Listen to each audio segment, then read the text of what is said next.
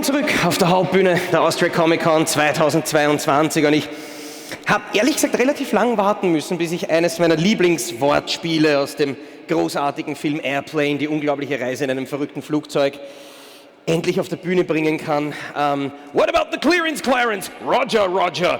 Und deswegen frage ich einmal nach links hinter die Bühne, is everything Roger, Roger? Ladies and Gentlemen, Richard RANKIN!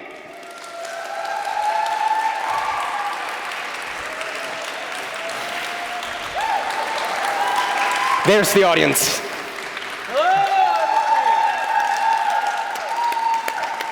Please, hello, take a seat.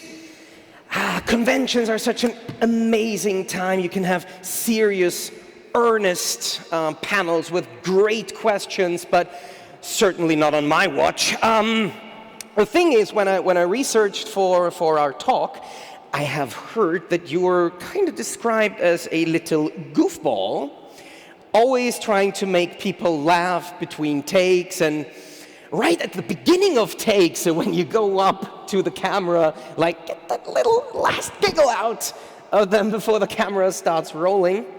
And there is one thing I think that you like to do in particular. It involves you and a guitar. Is it taking my clothes off? It is not taking your clothes off. Is it? Is it? No. Sometimes. Sometimes. This isn't true. I'm serious about everything. Everything I do is serious. I'm not a goofball. I don't like to have a laugh. I take my job very seriously. I take this panel very seriously. Only serious questions and answers today, please. It's in my contract. No, that's not true. No, because so what's this thing? What is this one thing that I have to do? Well, the thing is, you and your guitar, you're always a unit on set, and unfortunately, I think you don't have a guitar here right at the moment. I don't have a guitar here. Fortunately, No, I also sadly don't have a guitar. If anyone has a guitar at home There's who no lives guitars. in I have Bells, a bring really- it tomorrow. I hurt my hand, you see, so I can't, I hurt my hand. I don't know why I'm doing that. But no, seriously, when you're on set, I think what I always find interesting is the question what actors do between takes. And I know of method actors who always stay in character and who are a pain for everyone else on set. But then there are people like you who like to make the most of every moment between the takes and have a little fun on the side. And I really want to ask you is, on the set of Outlander, how do you spend your free time with your colleagues? Most in between takes, quite a lot of the time I don't know if you noticed, but I often carry a camera around with me. That's with me more often than not, and I spend a lot of time taking photos. Does everyone here speak English? Are we all English speakers? We don't need any translation? Okay. Sorry? You speak Scottish English? Oh, great. Thanks for noticing. He didn't know. So you can translate to the rest for me. And a lot of the time what I'll do is I'll be running around taking pictures, and the thing that started to come up the most recently in terms of me getting into bother on set, like sometimes I'm getting into trouble, is because I'll be running around between takes with my camera, and more often than not recently, for some reason or another, I keep leaving this in the back of shot. So when we go to film again, and it's black, so, it's not that conspicuous at first glance until we shoot a scene that might be a really dramatic scene. The director goes, oh my God, I loved that. I loved what you did with that. It was just beautiful. We don't have to go again. I think what you did was great. And then the camera guy will come up and say, camera back of shot. And he should be like, what are you saying? We have to go again? And they're trying to cover for me. So she's like, well, why do we have to go again? And the camera department are like, just a technical issue. And she's like, I didn't see anything. What was it? And then they have to say Richard's camera was in the back of shot. It was literally, on a table in the back of shot, and We didn't have Leicas in the 18th century, unfortunately, so... You were the one with the Starbucks cup on the set of Game of Thrones. You just passed by one day just to leave your cup. This is my Starbucks cup. This is my Starbucks cup for Outlander. So we could actually make a drinking game out of that. Take a shot every time you see Richard's camera. Or would we die after a season? I would be leaving very drunk at the end of every day. I think that's the #1 argument against binge watching. Yeah, maybe, yeah. So, but fun thing is, I really read a lot of fun things about you. And one thing is, I need to take my tablet away from your view right now, because in your Outlander fan wiki, there is 10 facts that you have to know about Richard Rankin. And one thing that you apparently once said is that you're able of naming every state in the United States in alphabetical order. And this is also true, he doesn't even know why. So I don't know why. The second part of the question, I don't question. If you know things like that, you never know why you do. No, I don't know why. Maybe you've been tortured in school, or maybe you have been at a very bad panel where the host asks you very stupid questions. I thought you were going to test me on whether or not that was true, but, you know, we don't have a lot of time. We still have like 30 minutes, so I start with Alabama, and you can go from there. Alabama, Arkansas, Arizona. There's one missing. Alabama, Arkansas, Arizona. Haven't started very well, have I? Alaska, Alabama, Alaska, Arizona, Arkansas, California, Delaware, Florida, Georgia, Hawaii, Idaho, Illinois, Kansas, Kentucky. Think about Harrison Ford. Louisiana. There's 8 beginning with M. Minnesota, Montana, Mississippi, Missouri, Maine. Let's not go on. This is boring. I will remember them, but it's not happening on stage. Yeah, you know that you know them, but we shouldn't be. My brother and I used to love, or still do, but we used to have this real fascination for world geography. So we used to do this thing where we would challenge each other to knowing really, obscure sort of things, like, I suppose it's not obscure, but things that not many people know, like all of the states of America in alphabetical order, which I haven't demonstrated very well, but I do know, or certainly used to, and knowing world capitals and capital cities of, like, well, we can do the same thing, the same shit tomorrow with the capitals. Yeah, clearly I'm not as good as I used to be. So yeah, let's say it was like a C- Okay, we'll go there. I think I can, but it's still worth I'll a round of applause. Today. Yes. It was still worth a round of applause, but it was still better than my next question. Oh, Jesus. Let's switch to them, because what I found out that is that you did, apart from Outlander, you also did a few very interesting films and other short series. Let's start with a film that I've heard a little thing about. It's called The House of Him, and it's a serial killer slasher horror film, we can say. What I found amazing when I did the research was that the film was written and directed by Robert Florence and filmed entirely in his mother's Glasgow home with just a budget of £900, and it was part of a project that specified films had to be produced with a budget of, I think, only £900, plus minus a little. What can you tell us about shooting a movie for very, very little money, and also in very, very little time? Because I don't see it how long it took. It was short and bigger budget productions like Outlander. I mean, the difference is you could go on all day about what the differences are. I think we're getting two different things confused, though. One film was something that I did it was a 48-hour film competition, which is not the one you're talking about. Yeah. The House of Him didn't have any criteria set. It just happened to be ultra low budget. So it did have a budget of about £900. That wasn't necessarily the budget. That just happens to be what we spent on making it, or what Robert spent making it. I think most of that £900 went on pizza And beer. and beer and chips. I'm not sure where else the money went.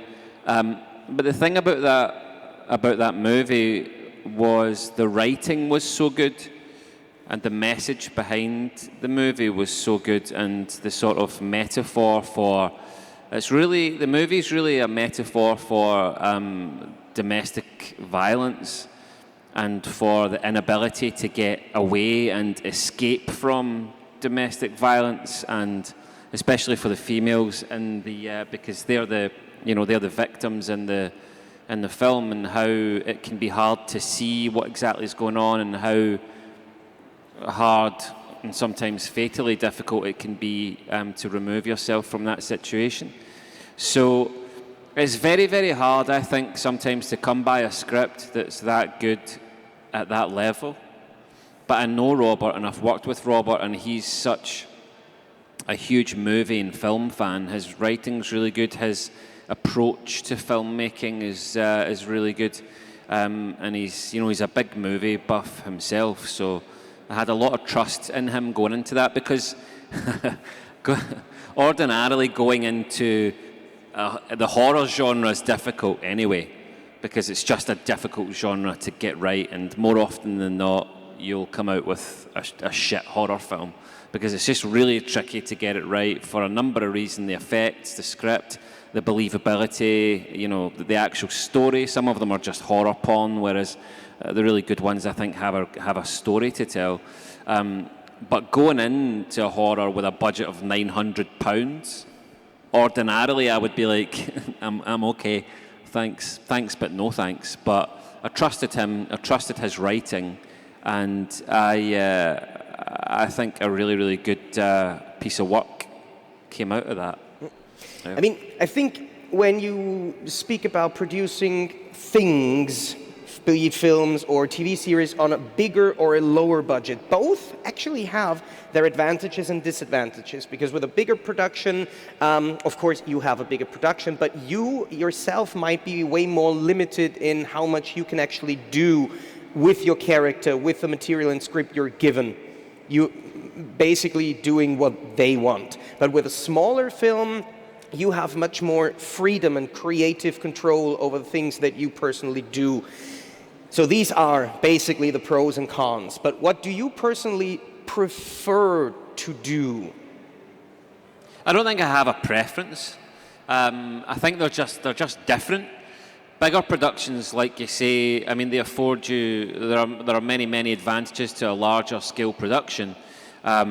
Namely, budget. With budget comes marketing. It comes a bigger cast. It usually comes with either better or more writers. Their distribution's better. Their technology's better. The filming tends to be better because they're using better technology with people who are higher up in their field of television or film. So, there are many arguments for both. A lot of the times with larger budget things, there are more kind of chefs in the kitchen. There are more cooks, More people have a say, which is why you are, I suppose, kind of less limited to what your creative input is because there are so many people to okay things or say yes to things, or there are a lot of people wanting to get their hands on it and have their creative input. I don't feel that on Outlander. They do give me a lot of space. Just using Outlander as an example, but lower budget things do tend to come with a bit more creative freedom because A, you're not getting paid very much, if at all, so there's only so much they can tell you to do before you say, right, I'm out. But B, there are just less people involved, and because they're lower end, they tend to value your creative approach much more, generally speaking. It all depends on what it is. I don't think I have a preference to sort of lower budget or indie things or larger scale big production things. It just really depends. Ultimately, it comes down to the script and the people that you're working with. The budget and the size of the production, is going to change from project to project in terms of how that affects you individually. I want to ask the audience, by the way, first I saw many people filming during the panel. You don't need to do that. Of course, you're allowed to, but you don't need to. We are recording. The panel will be up on YouTube, and you can find it, I think, within the next few weeks. But the other things I wanted to say is there is a microphone right in the aisle. So if you have a question, thank you so much. Normally I have to say this like 20 times before someone gets up, but holy, great. So you're being freed of my stupid questions for a little. Your questions are great. Please. My question is about what was the most difficult scene for you to shoot so far? Ever in my life?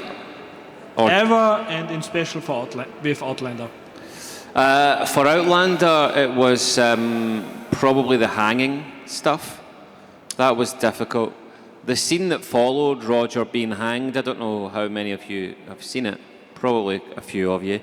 The episode that followed Roger being hanged, he completely lost his voice, couldn't speak. You know, his vocal cords and his throat had been damaged. And that was difficult because I had to do the entire episode without barely speaking a word. And that would be fine, because normally if you aren't really talking, the episode probably isn't really about you, but this episode was still specifically about Roger, and everything that had to be conveyed or emoted had to be done so really without any dialogue. So that required a lot of focus and a lot of thought and a lot of sort of preparation into how specifically, because it had to be specific, it had to be precise how I was going to do that. So that was, it was difficult but very enjoyable, and I think quite rewarding at the same time. Thank you. Was that the season, or maybe the episode in particular, that got you the nomination for the Saturn Award? Yeah, maybe. Is that in the same? Season 5, yeah, I think so. Yeah, that's right. Yeah. Hallo, ich hätte eine Frage. Was ist dein Lieblingsdrehort oder war dein Lieblingsdrehort in Outlander? What's your favorite shooting location, or was your favorite shooting location for Outlander? Good question. My favorite shooting location for Outlander, I mean, there's a few. Wilmington is incredible. It's like a backlot. All of the shop fronts and stores, the pub, the streets. It's just a very believable location set to be part of. It's like being on a backlot in Hollywood. It's incredible. It's highly detailed, and they've put a heck of a lot of work and design and subtlety into the creation of the set at Wilmington. And that's just one of a few, I think. Thank you. Thank you. Hi. So imagine you're doing your next film, but you're the one who chooses all your castmates. So which actors or actresses, dead or alive, would you pick to work with? You're gonna Name at least 20 in alphabetical order. No. Give me, like, I don't know, a week to answer that question. You must have some people you like to work with. So I can cast anyone in the world, Dead or alive. dead or alive, Yeah. in this movie. Yeah. Jesus Christ. Be happy. You have Okay. certainly never been asked this question I've before. never so- been asked this question in my entire life. It's a great question. Okay, let's throw Laurence Olivier in there. We'll have Al Pacino, Robert De Niro in there. Let's throw James Caan in there as well, just to complete the whole Godfather thing. We'll have Tom Hanks. Might as well throw him in there. Let's put Judi Dench, Ian McKellen. Let's have some younger ones, perhaps. Let's put Saoirse Ronan in there. Let's put our boyfriend in there. Let's put Jack Lowden in there. That's a good start, You're not right? gonna have Sir Patrick then? So with- Patrick Stewart, yeah, let's put him in there. I could go on all day. That's a great question that I really need to think about. I'm just throwing names out.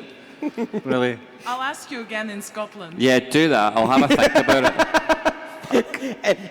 And I don't know why I have your voice in my ear saying, "Oh, you again." That's a great question. That was the best. Fantasy casting. Please. Hi. Hello. Okay. What was your favorite Outlander moment? My favourite Outlander moment was... I don't know. Probably there was some... I had quite a lot of fun on horseback. I think it was just riding about in season 5. I had a really great horse. I had a horse called Sleepy. And I had been doing a lot of horse riding at the time. I used to own my own horse, so I do quite a lot of equestrian stuff. And they give you these big, horrible stirrups to use on the show. They're these big triangular things. They're made of iron and they're horrible.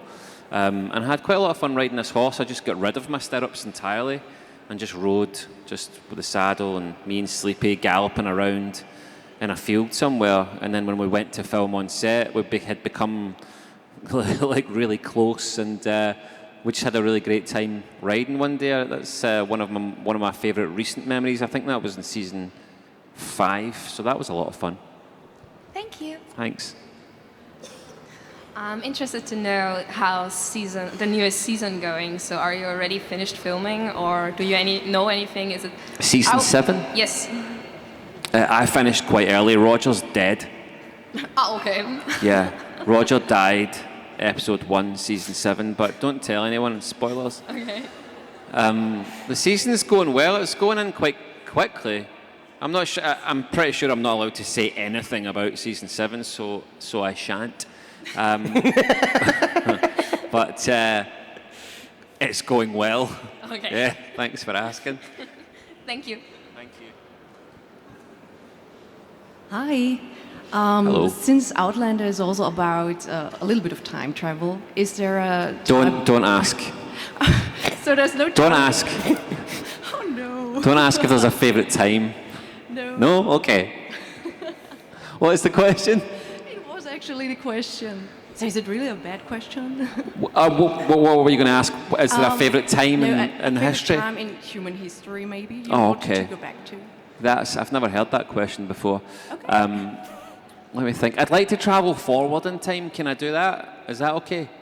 If you want to. Can I? Great. Let me do that. I'd like to travel forward, say 100 years, Okay. and just see if we're still here. Not us personally, but we'll be dead. Humanity. Just to see if, how we're getting on. Have we, started a base on the moon? Have we made it to Mars? Have we colonized somewhere interesting? Or have we wiped our entire species off the face of the earth? I think I'd be more interested in seeing that. Yeah. I'd quite like to go back in time and re-answer all of these questions, including the 50 states. Including the idiots ones. Okay, thank you. Thank you. Hi, I was wondering is there any TV show you're currently watching, and what's your favorite TV show ever? Outlander. Wow, Outlander. Besides Outlander. Yeah, obviously I answered that for him. Outlander. It's in my contract, actually, that I have to say at any convention or interview when I'm asked what my favourite TV show is, and it's Outlander. No, but I've been watching The Boys. Does anyone watch The Boys? Great. Yeah. My God. How do you like the first scene of the third season? Have you seen season 3? I started watching that last night in the hotel. Oh my God. Oh my God. Just watch it. It's ridiculous. It's great, but it's ridiculous. I love how dark I think and gruesome ridiculous that show is the perfect way to summarize that scene. My favourite TV shows of all time, The Wire, Breaking Bad, Sopranos, probably Game of Thrones. I love Vikings, who Georgia's in. You've come to the right con. Yeah, right? The Walking Dead, got another one round there. Yeah, they're all in those shows. I'm like, I'm a fan at my own convention. Yeah, I think that's my sort of tops. I love Band of Brothers. That's my most watched show. Yeah, that's about it, really. I love TV. I've got loads of favourite shows. Thank you. For some reason, everyone else today answered this question, whether they wanted to or not. But we had Georgia saying that she doesn't watch her own stuff because she doesn't like seeing herself on screen. Nadia's also not such a big fan. And Tom said he only watches his scenes to review his own performance and try to make improvements for the future. So my question would be, you can guess. No, the question is, do you watch your own stuff, and for what reason? No. You don't? No. Really? What do you do? I'm not making this easy. No, I don't watch my own stuff, and it's almost for the same reason that Tom does watch his. Yeah. I have the opposite effect. If I watch my own work, then I overanalyze it, and I start to look at the things that might be quite natural or quite organic, but that I don't like. Mm-hmm. Or that there's just might be a way that I'm holding my face, or the way that I'm looking at the camera. Or sometimes as an actor, you criticize yourself, your own work, more on aesthetic than honesty of performance. And the honesty of your performance, I think, is the most crucial part. And if you are given a genuine performance, and I think it's individual to the person. But I will look at it and start to look at how to look better, just even if it's subconscious, rather than allowing myself to give an honest performance. I kind of get in the way of myself. Plus, I don't really. I think you can see through yourself. I think because you know the preparation and the research or whatever that you did to get there. So you sometimes see through your own work, even if it might be quite good. Plus, yeah, I don't get anything from watching. Sometimes they make me watch the premieres, right? I just wanted to ask you whether you close your eyes. So the season 6 premiere, the season 5 premiere, I sat there. I saw season 6 premiere twice because I was at 2 separate premieres, 2 separate screenings of it. And I quite enjoyed it. I thought I was okay. I looked at it and thought, yeah, I'm loving that beard. That beard's pretty impressive. It's ridiculously large, but I thought, you've done all right there. You've almost earned your pay. So you don't need to sit with your eyes closed at the premieres? No, sometimes I cringe a little bit, or you'll see me sliding, like sliding down my chair. When I'm watching myself on screen, but yeah, I just need to get over myself. I actually have the feeling that, isn't it that when you see the finalized scene, that you think also about the making of that scene, so the days on set when you filmed it, and maybe remember the things that happened on set, the fun you had, the guitar you played, the states you counted alphabetically. You're not going to let me forget about that, are you? There's a lot of things you think about when you're watching the stuff that you've been involved in making. Namely, what you'll be thinking is, I had more lines than that on the day. I had like a whole load of lines and none of them are there. Because they cut things, right? They cut things and they change things and they put it back together, even put it back together in a different way. The thing about film and TV making is the edit process is powerful, and it's often underestimated in terms of how powerful it can be in changing an entire story. And you often become attached to a scene or the approach to a scene or how you filmed it that day, and they change it all. And sometimes at first sight it doesn't quite sit properly with you.